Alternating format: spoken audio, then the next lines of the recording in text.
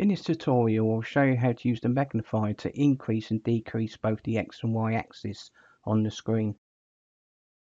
Using the hotkeys allows you to change the X coordinates to increase as you move to the right, the Y coordinates increase in the downward direction. Click the magnifier button or use the hotkey Control plus Enter on the number pad to turn the magnifier on.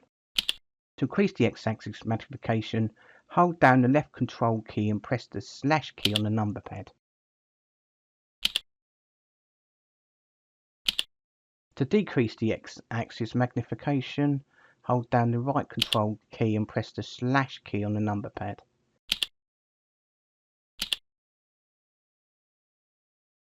To increase the Y-axis magnification, hold down the left control key and press the star key on the number pad.